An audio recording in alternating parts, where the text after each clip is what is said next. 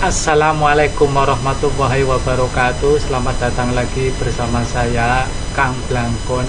Nama channelnya adapun nama aslinya adalah Badruzaman. Pada video kali ini saya akan menyampaikan sedikit materi tentang makanan dan minuman yang halal dan haram untuk kelas 8, untuk adik-adik semuanya, ataupun juga untuk saudara-saudara yang saya hormati dan saya cintai. Bahwa istilah halal tersebut merujuk pada bahan makanan yang diperbolehkan untuk dilakukan, dipergunakan, atau diusahakan, serta terbebas dari berbagai hal yang membahayakan ataupun dilarang.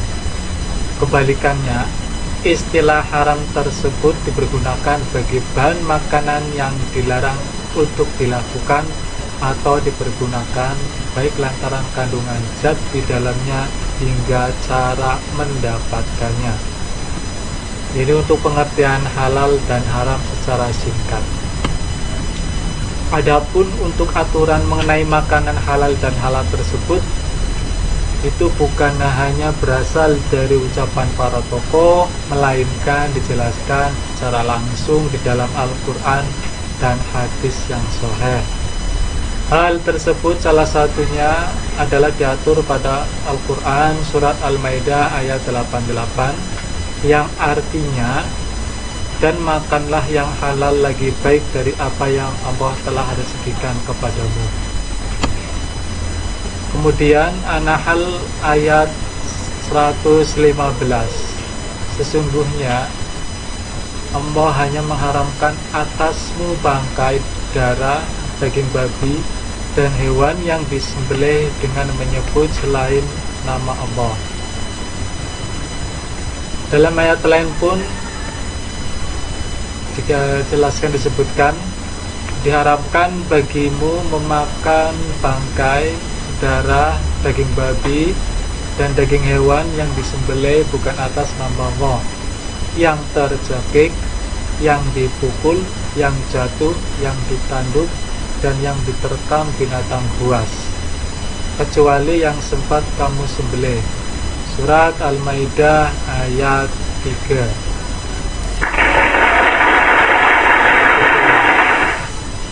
Kemudian ada beberapa syarat bagi bahan makanan untuk dapat dilabeli dengan istilah halal.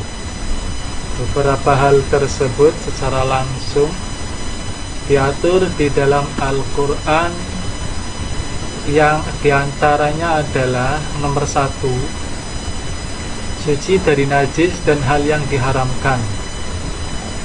Suci dari najis, baik itu najis yang mutawasid, apalagi najis muwalado. Kemudian yang nomor 2, aman dan jauh dari madorot atau bahaya. Jadi makanan itu dikatakan boleh atau halal dimakan apabila aman ataupun jauh dari yang bisa membahayakan. Contohnya seperti air, itu adalah halal, tapi kalau air yang sangat mendidih, kalau diminum itu tidak boleh karena bisa membahayakan tubuh kita. Kemudian nomor 3 adalah bersifat tidak memabukkan, karena ada makanan atau minuman yang bisa memabukkan. Kalau makanan contohnya adalah kayak daun kecubung dan lain sebagainya. Kemudian atau minuman contohnya adalah kayak arak dan lain-lain sebagainya. Yang nomor 4 yaitu didapatkan dengan cara disembelih sesuai dengan syariat dalam agama Islam. Yang disembelih ini khusus untuk bahan makanan yang berupa daging ya. Kalau bukan berupa daging nggak usah disembelih. Roti masa disembelih, nggak masuk akal. Contohnya adalah daging kambing ya. Maka untuk memakan daging kambing pun sebelumnya harus disembelih dulu, tapi disembelih sesuai dengan ajaran agama Islam. Khususnya adalah menyembelih sebelumnya dengan membaca bismillah atau menyebut nama Allah. Ini adalah 4 syarat minim untuk menabelkan dengan istilah halal. Adapun jenis makanan yang halal adalah sebagai berikut. Yang pertama, semua makanan yang baik, tidak kotor dan tidak menjijikan. Karena ada makanan halal yang tidak baik, halalan tapi tidak thayyiban. Nah, yang dianjurkan di sini adalah halal thayyiban. Halal yang tidak baik contohnya adalah daging ikan, itu halal, tapi makanan dengan mentah itu berarti kurang baik. Nah, daging nggak akan secara mentah-mentahan, ya, tidak dimasak dahulu sampai matang, itu berarti halal tapi kurang baik atau tidak baik. Tidak kotor, karena makanan juga harus bersih untuk dikonsumsi. Karena kalau kotor biasanya adalah mengandung kuman, penyakit dan lain sebagainya. Dan tidak menjijikan. Kalau makanan itu dikiranya menjijikan, maka jangan dimakan karena jauh dari unsur halal. Kalau tidak jijik, ya silakan. Nomor 2 atau B, binatang yang hidup di dalam air, baik air laut maupun air tawar, itu jelas boleh. Kayak ikan tutuk. Nah, ikan apa sih kalau bahasa Indonesianya ikan kutuk itu ikan apa ya? Ikan pare, ikan sapu-sapu apa? Nggak tahu lah ya. Nah, lele dan lain sebagainya yang jenis-jenis ikan-ikan. Kemudian yang C, semua makanan yang tidak diharamkan oleh Allah, Rasulnya, dan para ulama, itu sejelas. Karena Allah Ta'ala ataupun Rasul, para ulama itu menghalalkannya, berarti itu halal untuk dikonsumsi makanannya. Kemudian minuman yang halal didasarkan pada 4 bagian. Yang A, semua jenis cair atau cair yang tidak membahayakan bagi kehidupan manusia, itu jelas tadi ya, semua jenis cairan yang halal tapi tidak membahayakan, maka boleh untuk dikonsumsi. Karena ada air atau cairan yang halal tapi tidak boleh dikonsumsi, seperti yang disebut tadi di atas. Kemudian yang B, air atau cairan yang tidak memabukkan walaupun sebelumnya pernah memabukkan, seperti arak yang berubah menjadi cuka. Tapi syarat untuk menjadi cukanya adalah berubah sendiri, bukan karena ada campuran atau dengan sebab-sebab lain, seperti arak dicampur dengan batu kemudian berubah menjadi cuka, atau sengaja jadikan cuka, dicampur dengan bahan apa saja biar halal katanya. Nah, maka tetap itu dihukumi haram walaupun sudah menjadi cuka, karena syarat cuka yang halal dikonsumsi yaitu cuka, yaitu berasal dari arak yang berubah dengan sendirinya, atau kalau zaman sekarang berubah dengan sendirinya atau berubah dengan sejumlahnya. Yang C, air atau cairan itu bukan berupa benda najis atau benda suci yang terkena najis. Benda najis itu jelas tidak boleh untuk dikonsumsi, ataupun benda suci yang terkena najis atau mutan najis itu jelas juga tidak boleh untuk dikonsumsi. Yang D, air atau cairan yang suci itu didapatkan dengan cara-cara yang halal, yang tidak bertentangan dengan ajaran agama Islam.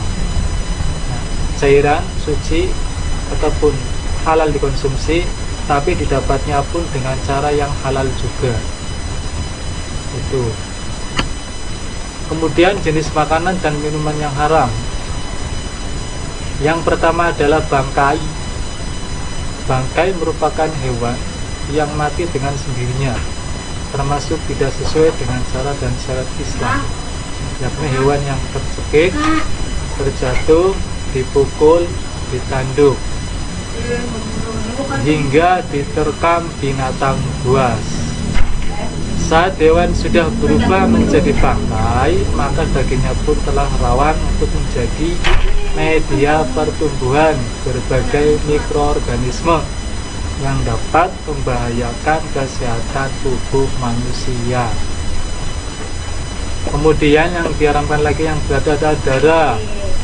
Darah dalam bentuk yang beku, yang kerap kali disebut dengan sarem, bibih, atau marus. Marus tersebut dijual secara bebas di pasaran. Baik sebagian orang, darah tersebut dianggap mampu menambah tenaga, padahal dalam agama Islam, darah tersebut merupakan najis atau hal yang diharamkan. Analisis ilmiah menjelaskan bahwa kandungan asam urat dan zat besi dalam darah yang tinggi secara langsung dapat membahayakan tubuh. Hal ini dapat memicu berbagai penyakit mematikan seperti hemochromatosis. Kemudian yang diharamkan lagi adalah babi. Selain itu, makanan haram berupa adalah babi. Pengharaman babi bukanlah hanya terletak pada daging saja, melainkan juga termasuk rambut, kulit, tulang, dan seluruh anggota tubuh yang lainnya.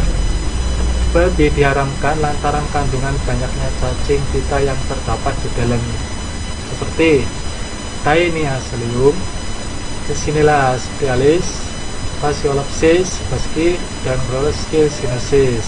Itu nama-nama cacing pita dalam daging babi. Nah, secara singkat, kemudian minuman keras yang diharamkan lagi adalah minuman keras atau khamar. Karena ada minuman yang bukan khamar, yaitu minuman yang boleh dikonsumsi. Itu apa? Minuman keras, yaitu es batu atau batu es, itu minuman keras, tapi boleh. Di sini adalah minuman keras yaitu yang memabukkan. Ibnu Umar melalui hadis An-Nasai menyebutkan hal tersebut dan menekankan status keharaman khamr. Setiap yang memabukkan adalah khamr dan setiap khamr adalah haram. Hadis riwayat An-Nasai. Bahkan walaupun hanya ada sedikit kandungan alkohol dalamnya, suatu minuman tetap akan dinyatakan sebagai minuman haram yang tidak boleh dikonsumsi umat muslim. Secara ilmiah, minuman beralkohol juga dinilai memiliki lebih banyak dampak buruk dibandingkan manfaat baiknya. Alkohol merupakan salah satu bahan yang terdapat di dalam minuman keras. Meskipun dalam jumlah sedikit, namun alkohol diklaim dapat mempengaruhi kinerja sistem saraf di dalam tubuh sehingga dapat menyebabkan hilangnya fungsi organ. Selain itu, alkohol pun juga dapat memicu berbagai jenis penyakit mematikan lainnya. Yang jelasnya adalah penyakit secara jangka panjang. Kemudian yang apalagi yang diharamkan yaitu hewan yang disembelih tidak sesuai dengan syariat Islam. Secara ilmiah, hewan yang tidak disembelih sesuai dengan cara yang benar akan mudah mengalami stres yang memakannya. Bukan hewannya yang stres ya, tapi yang memakannya. Akibatnya terjadilah peningkatan kadar katekolin dan kreatinininase yang dapat menyebabkan penumpukan asam laktat pada daging. Kemudian makanan dari hewan yang mati tanpa menyebut nama Allah Subhanahu wa ta'ala dalam proses penyembelihannya secara jelas dianggap haram. Seperti dijelaskan pada surat An-An'am ayat 121, menyebut nama Allah dan menyembelih hewan tersebut dengan syariat menjadi syarat mutlak untuk suatu hewan bisa dikonsumsi dan dikatakan sebagai bahan makanan yang halal.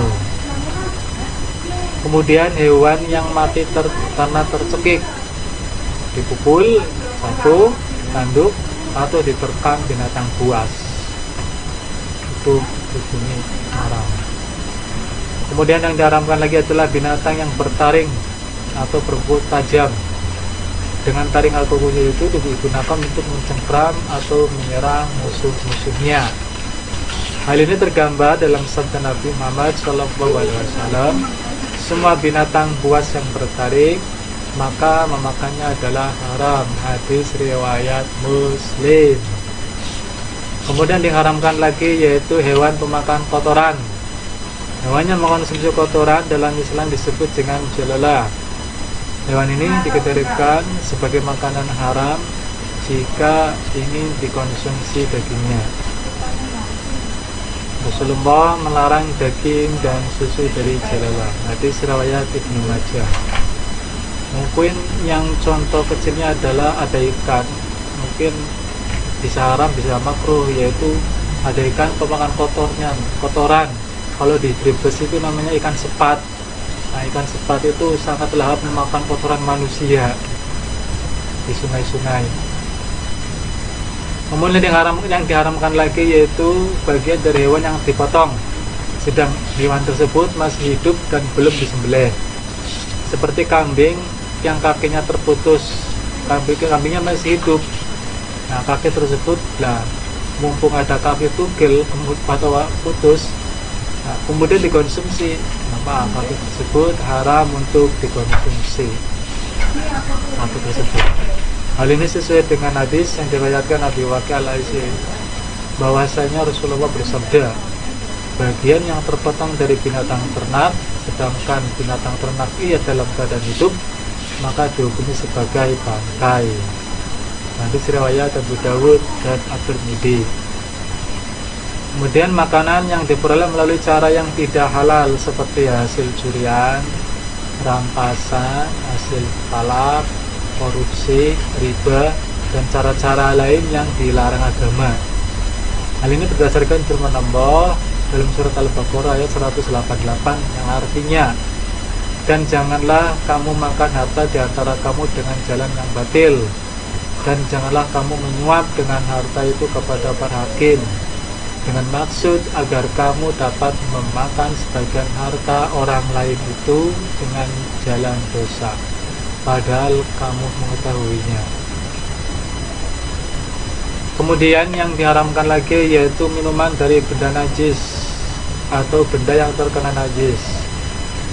Kalau benda najis itu maksudnya adalah ainiyahnya, jenis dari benda atau minum tersebut memang najis.